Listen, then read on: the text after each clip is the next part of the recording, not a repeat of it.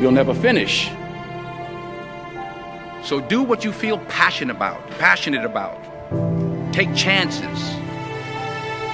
Don't be afraid to fail. There's an old IQ test, was 9 dots. And you had to draw 5 lines with a pencil within these 9 dots without lifting the pencil. The only way to do it was to go outside the box.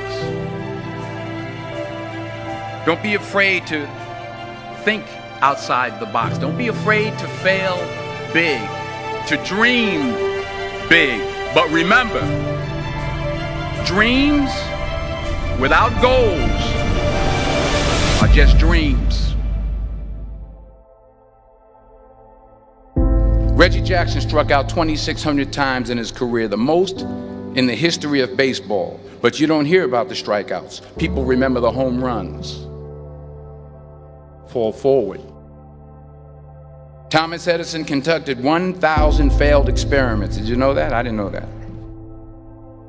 Because the 1,001st was the light bulb. Fall forward. Every failed experiment is one step closer to success.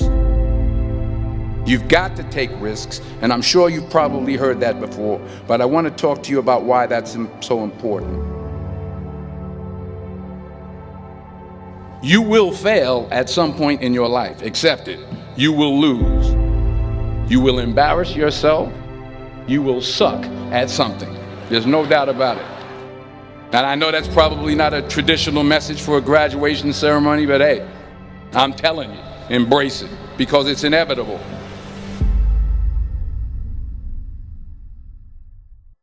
In the acting business, you fail all the time. Early on in my career, I auditioned for a part in a Broadway musical. Perfect role for me, I thought, except for the fact that I can't sing. I didn't get the job. But here's the thing. I didn't quit.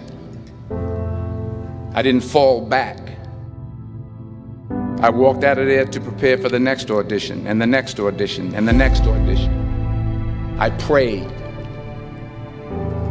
I prayed. And I prayed. But I continued to fail, and fail, and fail. But it didn't matter, because you know what? There's an old saying, you hang around the barbershop long enough, sooner or later you're going to get a haircut. So you will catch a break, and I did catch a break. Last year, I did a play called Fences on Broadway. But here's the kicker. It was at the Court Theater. It was at the same theater that I failed that first audition 30 years prior. The point is, every graduate here today has the training and the talent to succeed. But do you have the guts to fail? If you don't fail, you're not even trying. I'll say it again. If you don't fail, you're not even trying.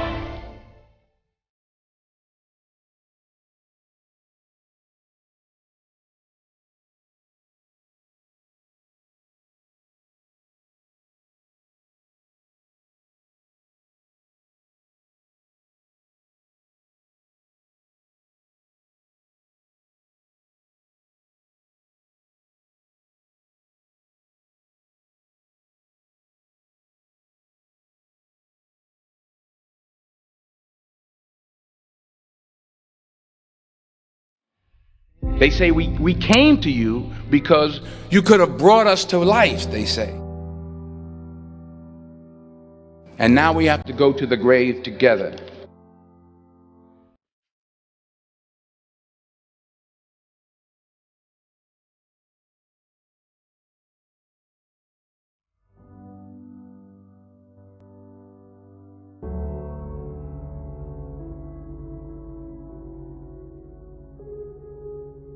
I just got back from South Africa. It's a beautiful country, but there are places there with terrible poverty that need help.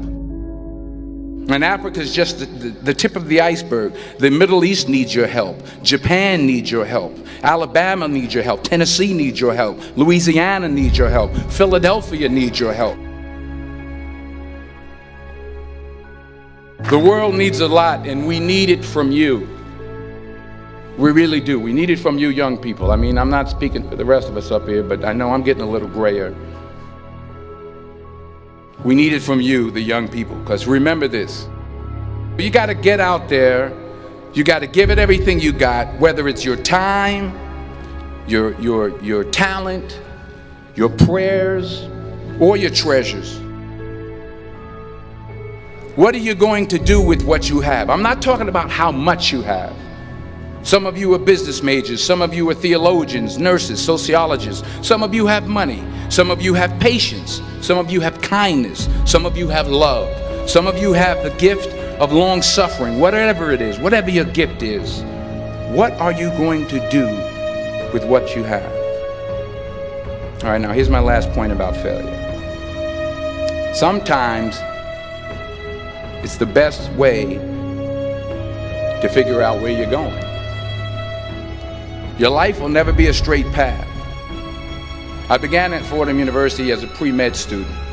I took a course called cardiac morphogenesis. I couldn't read it, I couldn't say it, I sure couldn't pass it. So then I decided to go into pre-law, then journalism. And with no academic focus, my grades took off in their own direction. I was a 1.8 GPA. And the university very politely suggested that it might be better to take some time off. I was 20 years old. I was at my lowest point. And then one day, and I remember the exact day, March 27th, 1975, I was helping my mother in her beauty shop. My mother owned a beauty shop up in Mount Vernon. And there was this older woman who was considered one of the elders in the town. And I didn't know her personally, but I was looking in the mirror, and every time I looked at the mirror, I could see her behind me, and she was staring at me. She just kept looking at me. Every time I looked at her, she kept giving me these strange looks. So she finally took the dryer off her head and she said something I'll never forget. She said, "Young boy, I have a prophecy, a spiritual prophecy." She said, "You are going to travel the world and speak to millions of people." And in the years that followed, just as that woman prophesied, I have traveled the world and I have spoken to millions of people through my movies. Millions who up till this day couldn't see me, who up till this day I couldn't see while I was talking to them, and they couldn't see me, they could only see the movie. They couldn't see the real me. But I see you today, and I'm encouraged by what I see. And I'm strengthened by what I see. Because taking risk is not just about going for a job.